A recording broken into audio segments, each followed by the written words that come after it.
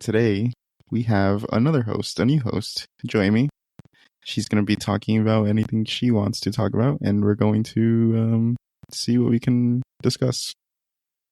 Joemi? Hi. My topic is going to be about religious literalism. What do you guys know about this topic? Kind of right in the name, right? So when people take religion literally, certain aspects very literally, I'm going to say. Edgar, do you have anything to add? From what I know it to be, it's like when people read too much into the Bible and like don't like. What do you mean no? Let me talk. Oh, I said or not enough. Oh. But yeah, okay. So from what I know it to be, it's where people talk, where they don't. Oh God, wait, hold up. From what I know, religious literalism to be is where people read too much into the Bible or not enough into it, where they don't see clearly what it's trying to say. Oh, okay. Mm-hmm. Could be used like kind of like a weapon, maybe. Like forcing. Yeah, okay, yeah. I guess I would say so. Yes, I would say like religious literalism. It's more like. I mean, obviously, I'm like in the Bible. Like, there's certain things like where you can take it literally. Like, there is no room for trying to like search stuff or trying to interpret in like a way that's not it. But there's other stuff where it can you need to look at the context and sort of dig deep and realize, oh, okay, like in that culture, certain things were like, certain things were valid and appropriate, but in modern days, like culture changes, and it's not. It shouldn't be obligatory to like do certain things or like use it to like judge spirituality. Okay. Do you have examples of like when it should be taken literally? When it can? I would say like basic commandments. Like don't kill, though. Right. Those sort of examples, or love your neighbor as you like you love yourself and stuff. Oh dang, so I don't love my neighbor. Can you continue? So how would someone know when context applies, I guess you could say, versus when it can be just taken at face value? That's what it says. That's a good question.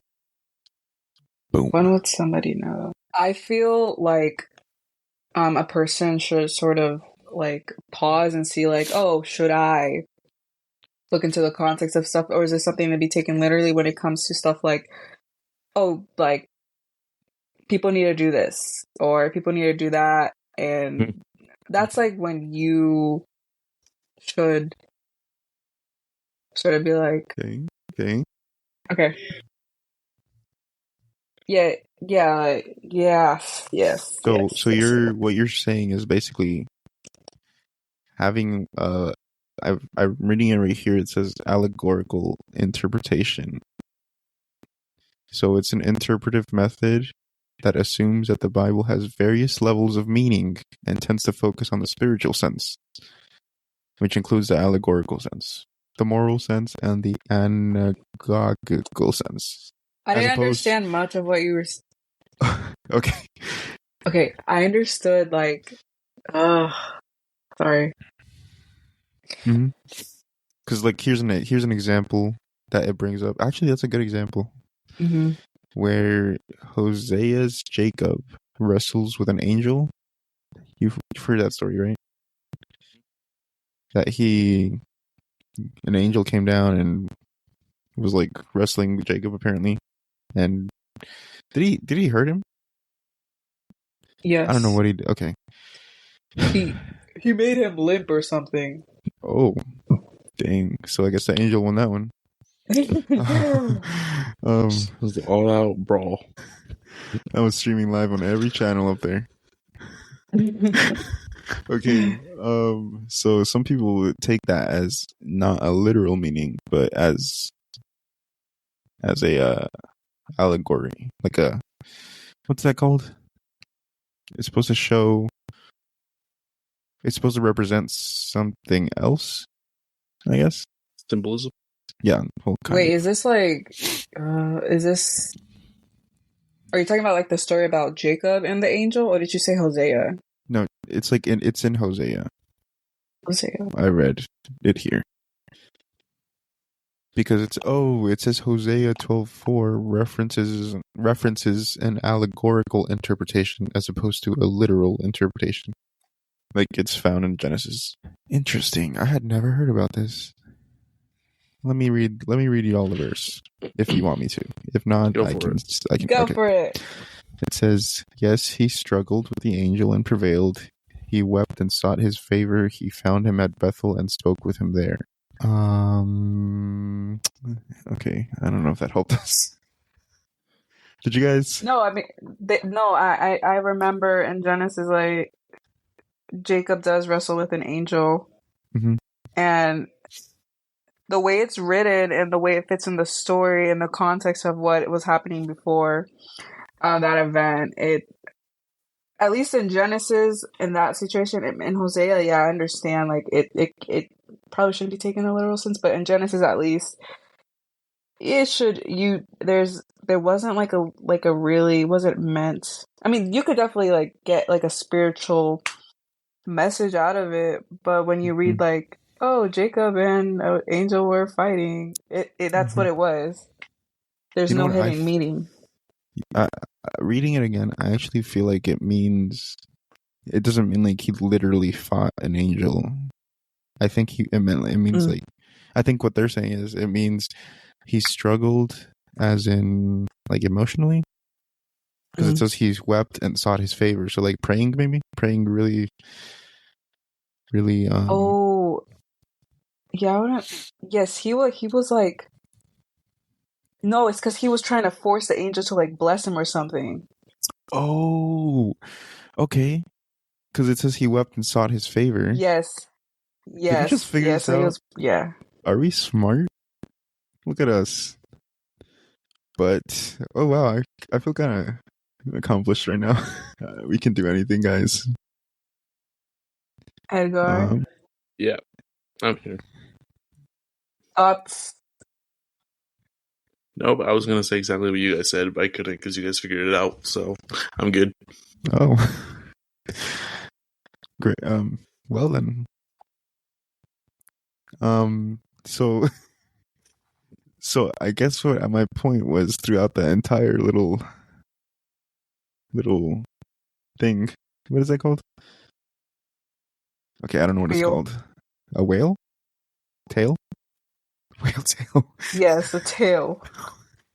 Okay, through that tail is that, and I wasn't even planning on this happening, but a story we all grew up thinking was literal,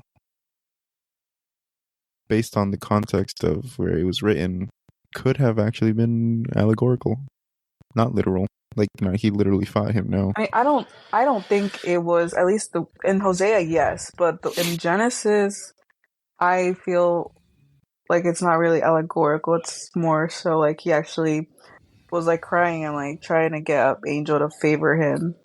I know. Yeah, that's Hosea says that he basically. So why are you saying the complete opposite? I'm not. I'm saying we all thought, because of the way it's written, we all thought he literally beat an angel up. Well, he was beat up by an angel. But struggle could have been that he was trying really hard to be blessed. So he wept and he cried, and then he eventually prevailed. and got his way, like he always does. That Jacob, that silly man. Anyways, I want to give, I guess, an example of a topic that people take out of context, but of course, it like there's no right or wrong. It's to each their own opinion. I wanted to talk about the topic of head covering, which I feel a lot of people take literally because they don't see the context of where that sort of topic comes from, which is I think in First Corinthians, and it was written towards a Corinthian crowd, and they were saying like, oh, women should cover their head. Do you want me to read it? Because I have it pulled up. Sure. Just for context. 1 Corinthians 11, 4 through 5. Every man praying or prophesying, having his head covered, dishonoreth his head. But every woman that prayeth or prophesieth with her head uncovered, dishonoreth her head. For that is even all one, as if she were shaven. All right, that was weird at the end. For that is even all one, as if she were shaven. So like, yes, uncovered could mean like she's basically bald. I suppose, yeah, or just not having a head covering.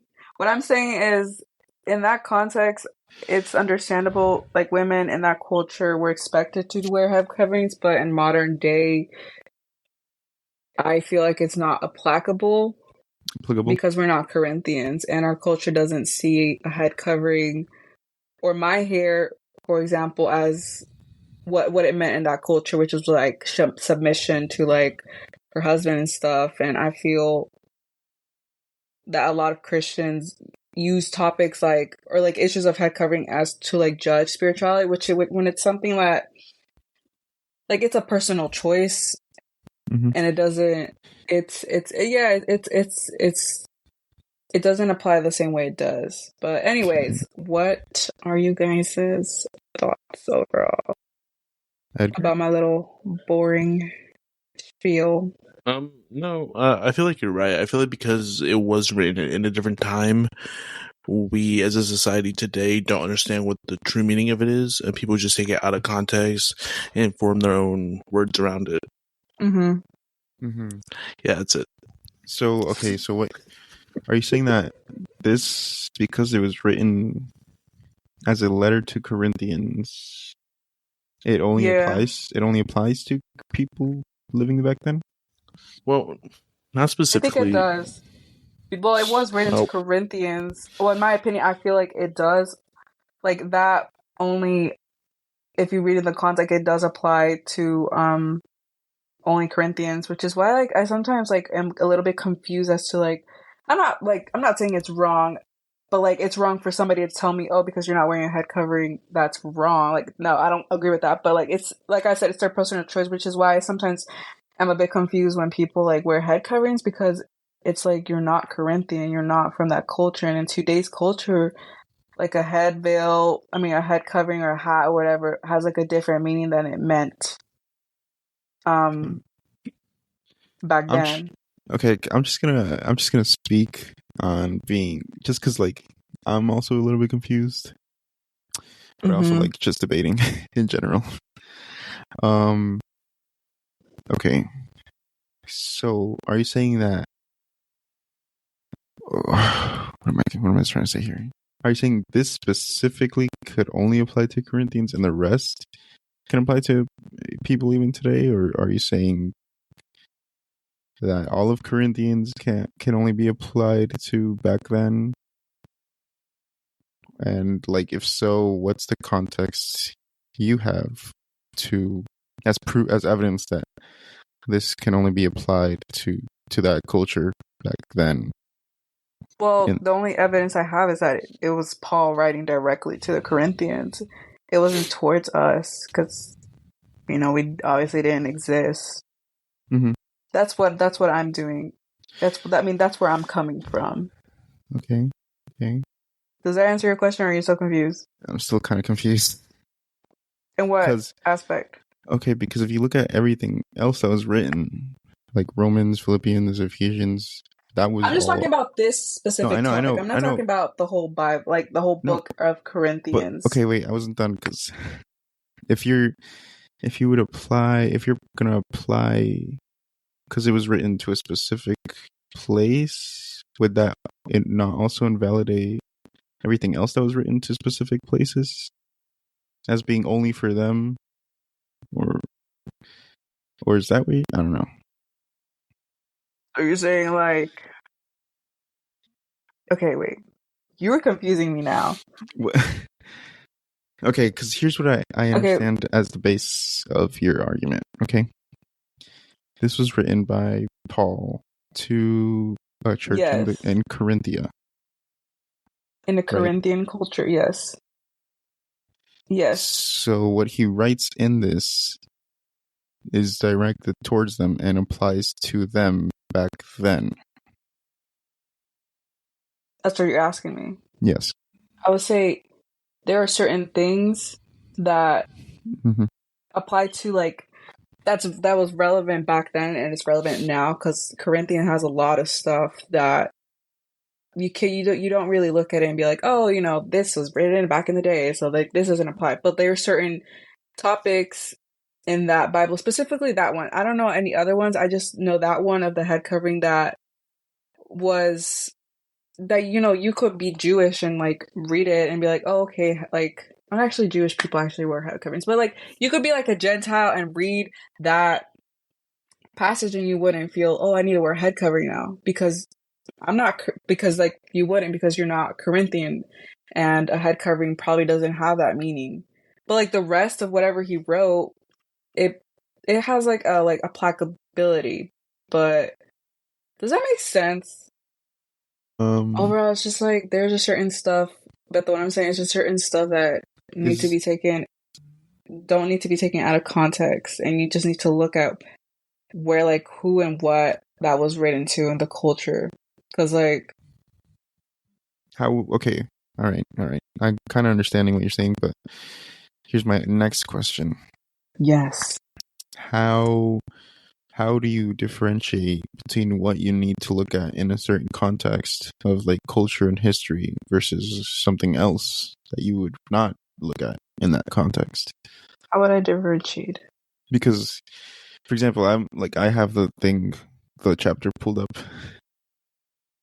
and I was expecting it to be like specifically to specify them, but it sounds general. But I don't know. Like I'm gonna be honest. This is my first time just looking this chapter up. Well, okay.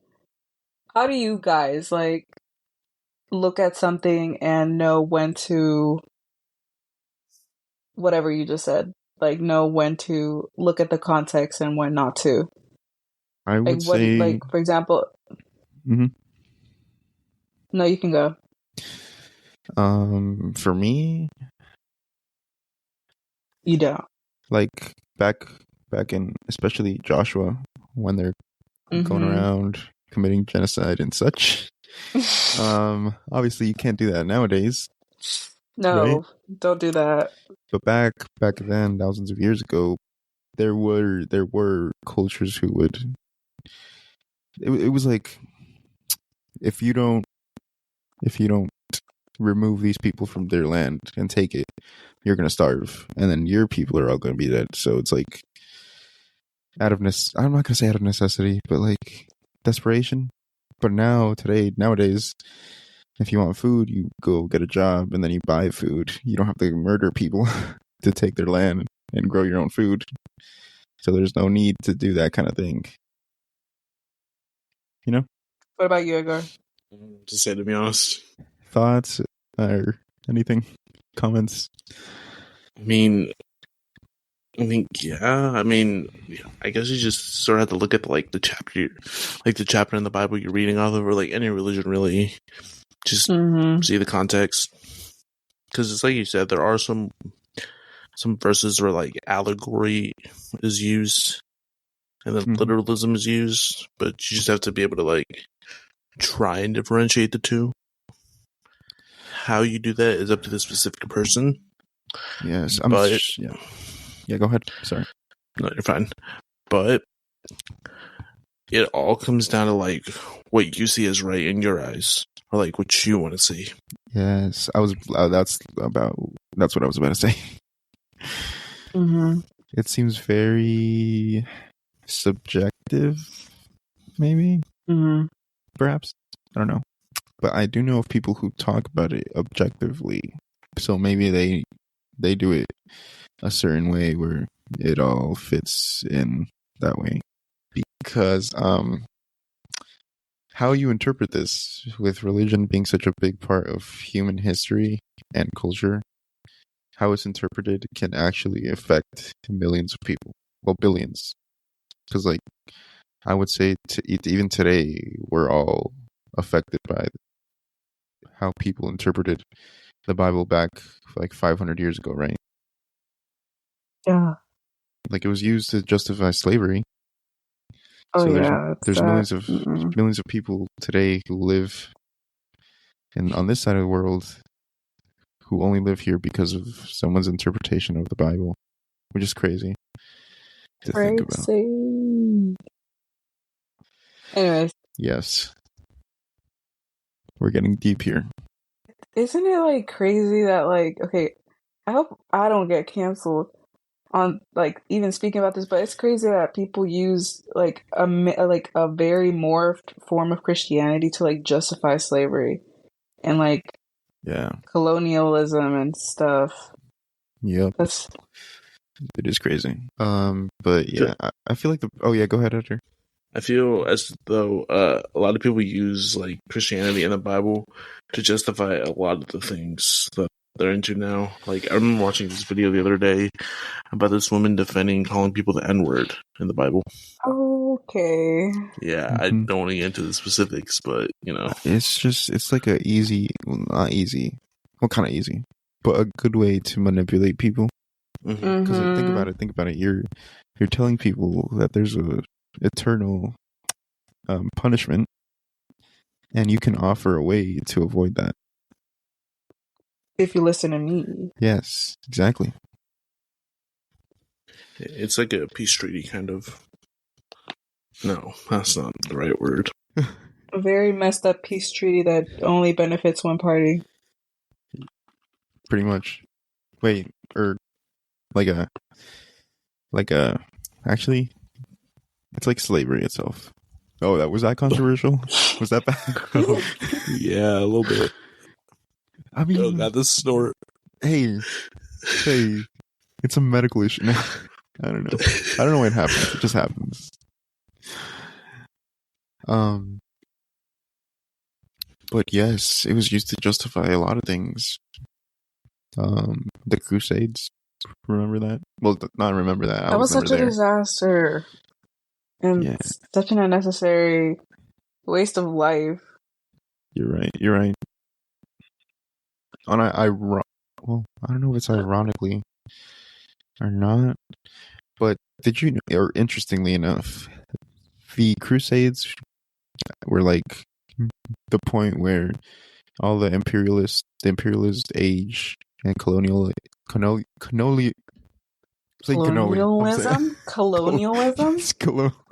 was saying, come on, buddy. I thought you were going to say cannoli. The cannoli age.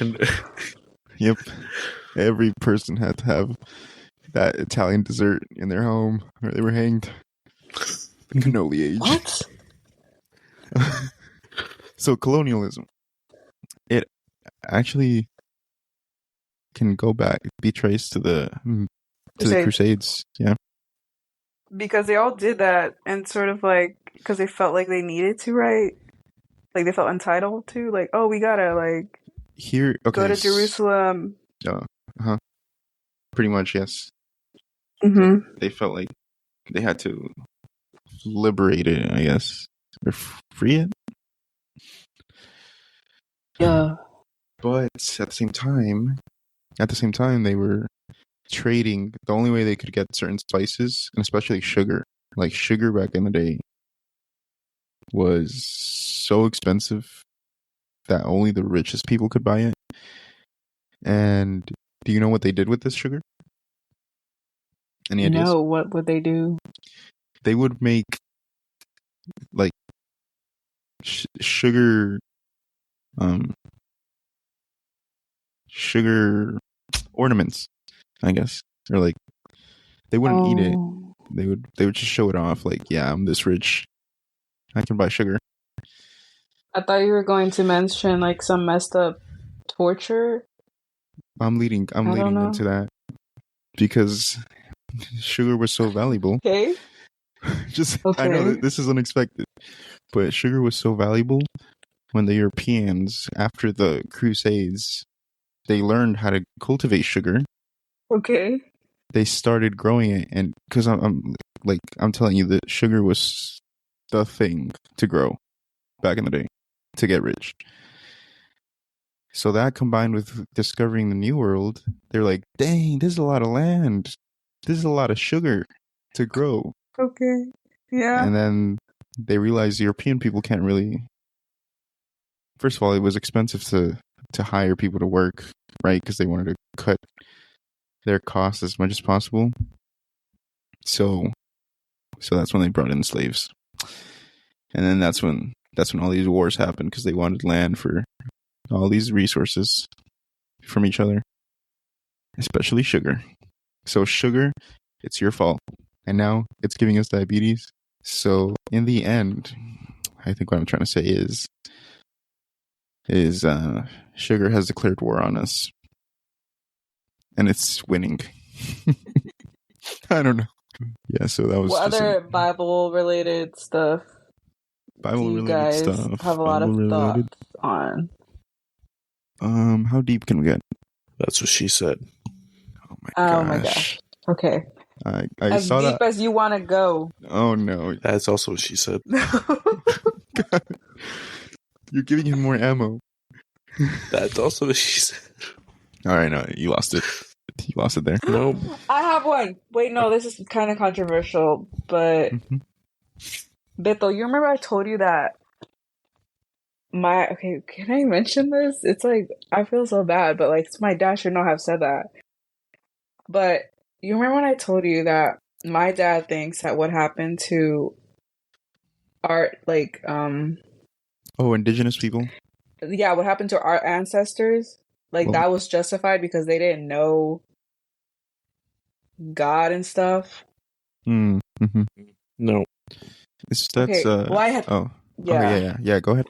Sorry. No, it's just because, like, Edgar, you were going to say, like, I didn't tell you that, right? No. But well, nope, yeah. I don't really agree with that. I don't think anyone here does. Yeah, and I was just like, you did not just say that, but... That's like saying, oh, I'm going to go to commit murder, but it's okay because I don't know God yet. Like, it's still bad. Yeah. Yeah, it's pretty bad. Murder is up there among the baddest, I would say. I'm the bad of the bone. Mm-mm. Put that on a t-shirt. Murder is one of the baddest. Like, what do you think would make our parents, like, sort of think that sort of mindset? Because they're not from here. They don't know how this place works. And Edgar, what? This place murdered millions in the same way that our countries did. I mean, yeah, but like, Americans have it rougher. What do you mean? They're white. I don't know where this is going. I don't know either. I'm gonna stop. I'm gonna stop before I say something. I don't know what to say. You said Americans have it rougher because they're white. You got there, and then... yeah, Edgar, yeah, just let's stop that train. Unfortunately. Let's derail the train. Yeah. Well, let's also burn the tracks while we're at it. These are your tracks. But okay. It's Do you think our parents having sort of that mindset is like the effects of colonialism having on like people to sort of like control them? Yes. Or like even like Christianity like being weaponized to like justify anything. If a leader wants to to conquer or like murder people. All they have to do is say these people hate Christianity and they hate God. Are you gonna let that happen? And they're gonna be like, no, we don't. And they just have to be like, all right, let's go, round them up. And you know what happens next? Yeehaw, partner. No. I don't know. You said round them up. You're rebuilding those tracks we just burned. Yeah, but they're new tracks. Have you guys heard of the Ship of Theses? Yes. Wait, can I explain it to her? Yeah, you go ahead. Right. Okay, so basically the Ship of Theses. You sound low. Basically, the Ship of Theses is okay. Let me ask you a question. Okay, if you replace every part of a ship one by one until none of the original parts remain, will it be the same ship? Wow, we are getting so philosophical today. Okay, then if not, what point does it become another ship? If you're replacing every piece, that last piece that was like from the original, and you throw it out and replace that, like, I feel like that's the point where it's like you're just building a new ship at this point. But let's say it's the same pieces and all, just rebuilt the same pieces. Yeah.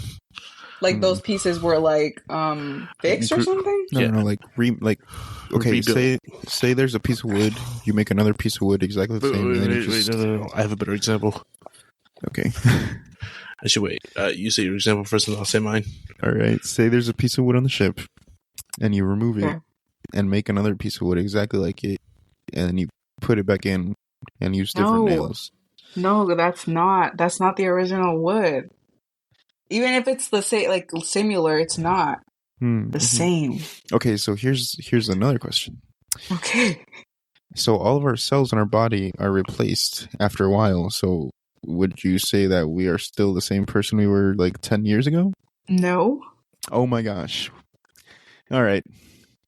Breaking news. Well, it's because even if our cells are changing, we have other stuff that stays consistent in a way that a ship wouldn't.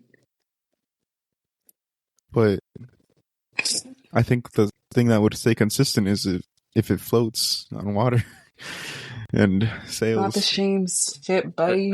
Okay, wait. Can I say my example? Yeah, go ahead. Say it. Okay, let's say that over time there are planks on a boat, right? Well, a ship. And then those planks rot and are replaced with new planks, right? Yeah. Is that still the same boat? If it's built the exact same way, is it still the boat? Just the planks were replaced? Right. Planks and nails. Because, I mean... I would say it's the same ship if, like, I just told you this, and you said it wasn't. No.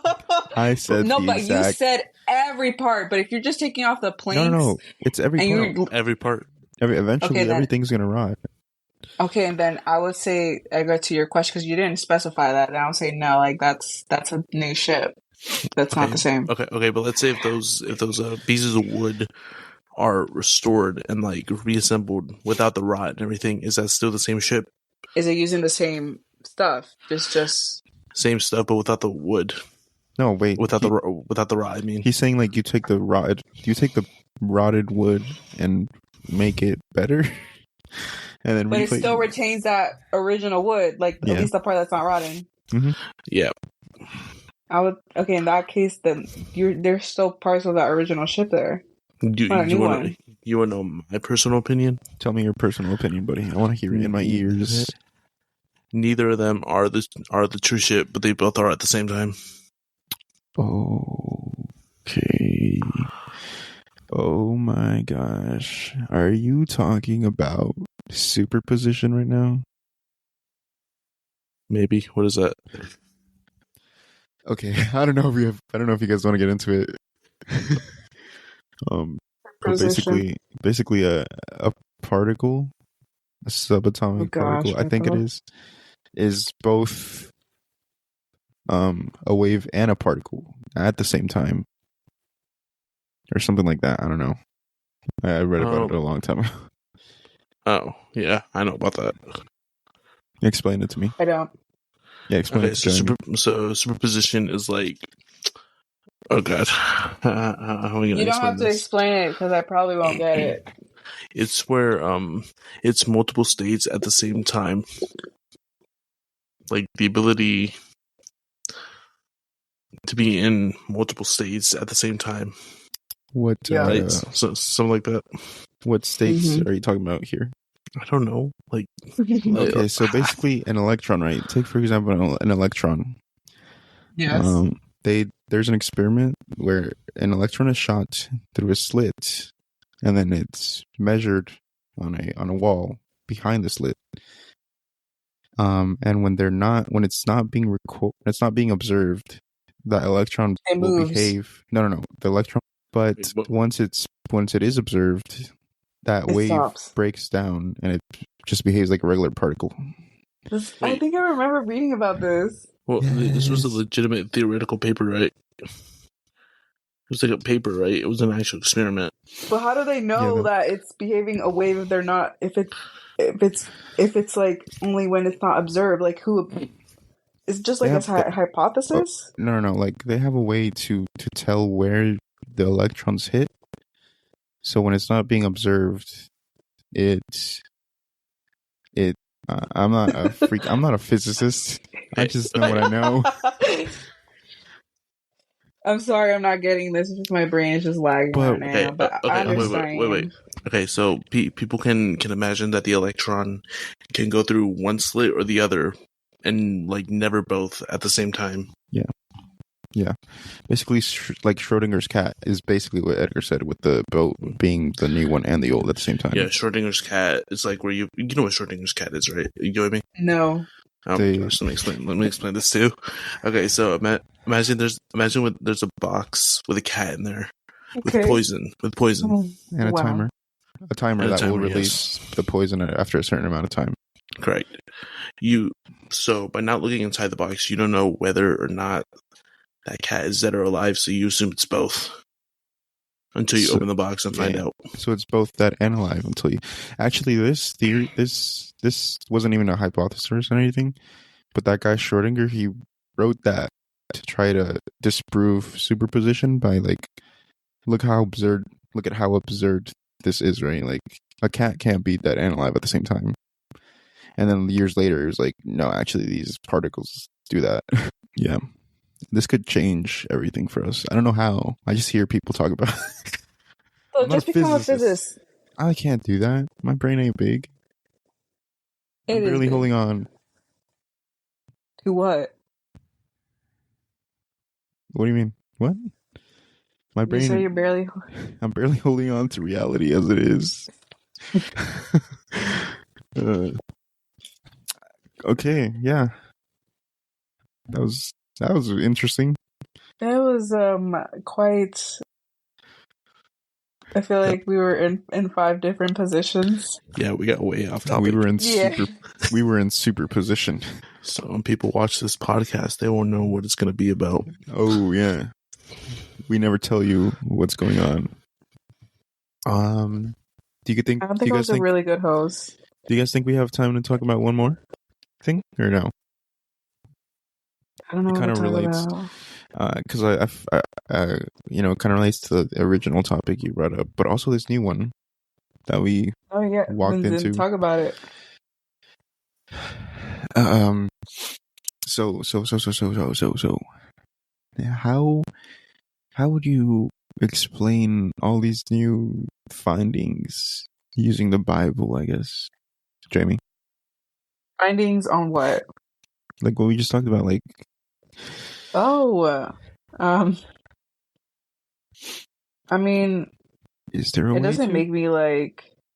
It doesn't make me view the Bible like I don't believe it anymore. It's just that we've gotten to a point in humanity where we're able to research stuff that are smaller than us, like stuff like like particles and atoms and electrons, and we weren't able to do that in the centuries in the past. And it's just like that's just helping. Our research is good because it's helping us explain. Can I say something? Yeah, go ahead. So I've heard people talk about the Big Bang Theory. You know how a lot of Christians disagree with it? Yeah. but a lot of like physicists will say otherwise. Yeah. I feel my personal opinion is that it's both. God used the Big Bang Theory to bring everything into fruition, but like Yeah, over 'cause, like- time, Oh, yeah, sorry. not like over time, not in one big explosion. But What do like, So not the Big Bang? not the Big Bang, but like small bangs. Many bangs. Many bangs. Put that on a t-shirt. That's a good one. I have heard that, you know how it says, like, oh, God created the stars. That had to happen as an explosion, right? Or something, right? Or like God. You know what I'm saying? I know Have what you you're ever thought about saying. that? Because it sounds like it's instant. So we think of, I don't know. I really don't know. But I know what you're saying. But I don't know what I was saying. That's some good points. You guys have some good points there. I have Now, mediocre points. hey now. We're all mediocre here. Put that on a t-shirt. For I'm sorry, I'm sort of stealing your line, but it's really funny. just offending everyone that sees you. We're all mediocre here. But how would you? Because with this new research, right, that's coming out, and we can talk about this on another episode. Actually, not now, but I'm just gonna go over it really quickly. That whole thing about superposition and particles being able to have different states. There's one interpretation called the many worlds interpretation, which I think, Edgar, you've already heard about this. Yeah, I have, but we have two opposing opinions on it. What do you mean? There's only No. Okay, wait. Let me finish, and then we can discuss. No. No. We're gonna discuss this at a later episode. No. I know. Oh, okay. Let me just finish. Then let me wrap it up. Just this last question, last one, and we're done. Because I think this is really interesting, especially with the topic we came in with today. So many worlds interpretation states that there are, every time you observe an electron and you depending on its outcome, you make a decision, you create a bunch of different a branching timeline. No, not branching timelines, just like, no, I mean, you could say branching timelines where each other world made the decision that you didn't make. Yeah, okay, yes. That's how I like to interpret it. So, Jamie, what do you think about that? Like say, I'm going to give you an example. Say you shoot an electron and you observe it, I guess. And then you're like, if this electron has a positive spin, I think it is, or upspin, I don't know what they call it. I'm going to order a pizza. And if it's not, I'm not going to order a pizza. But because that electron can exist in every state, that means that there must have been one scenario where you ordered a pizza and one where you didn't. Okay. So I don't know. That's interesting because with the Bible does not talk at all about like different versions of you existing, right? Yeah, I don't think it does. So I don't know. It just challenges it all. That's why I found it interesting. Yeah. And it could be proven true. But there's also other interpretations. Any thoughts? Or... It makes me, I guess, kind of sad, because then that means, hey, I could have been having a better life than I have right now. Oh, dang. If you decided to. Yeah. Okay, I had never thought about it like that, and now you're making me sad. Great. No, I know that in the Bible it does say that time is relative, or like it hints at it. Really? Mm-hmm. What? Time is relative? You said time is what? Time is relative, or like it hints at it at least. Interesting. It's in 2 Peter 3:8. Wait, do you want me to read it? Yeah. Okay. With the Lord, a day is like 1,000 years, and 1,000 years are like a day. 2 Peter 3:8. A God exists as outside of time. but time is relative to him, at least. So that would suggest what? I don't know. I don't know. I don't know. I don't understand. Wait, so time is relative, but he doesn't really exist within. Wait, is that even Constraints of correct? time? Yeah, time constraint. Or like, does he even exist within time? Huh? Does God exist within time? Oh, I thought you were gonna just ask, does God exist? Within time. God exists.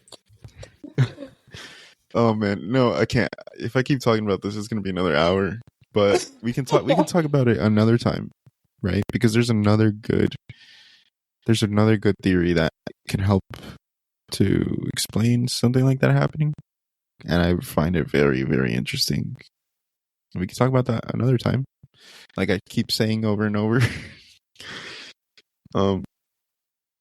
But that was a great thing to bring up, Edgar, because I had never even. Well, no, I had thought about it, I think, but I hadn't thought about it now. You think? I think, yes. Okay. So with that, I think we covered a lot today. Would you guys We agree? covered too much. Very disorderly. Wow. We don't apologize. We don't. If At all. you're here listening this far along, then question your choices. Yes. Put that on a t-shirt. Put which part? I feel like you're just saying put that on a t-shirt. Question your choices. Yeah, question your choices, buddy. But are you telling that to someone on the t-shirt, or are you saying that by yourself on the t-shirt? Both at the same time. Oh, a superposition. Schrodinger's cat. Oh. What? Our brains? Thank you for chiming into our little chaotic tea party. So yes, thank you for listening if you did listen the whole way. If not, you suck. No, you don't. Please come back for another one. I feel like you're like a real man if you listen through this very long, not long, but like chaotic conversation. Man. Even if you're a woman, you're a real man. Put that on a t-shirt. So off topic. Dude, you're gonna offend a lot of transgenders out there. Oh my gosh. All right. So just come back for the next one. Which should we reveal? No. Let's just go with it. Whatever's next is next. You won't know. It's like a box of chocolates. You don't know what you're gonna get. It's like Schrodinger's cat. Schrodinger's cat. Something's coming, but you also don't. Assume something's coming. Assume everything and assume nothing all at once. All right. That's how God works. Because this is good. No, that's good. Oh, that's good. How am I gonna fit that in? How am I gonna? Just that's good. Goodbye. Come again. That's what she said.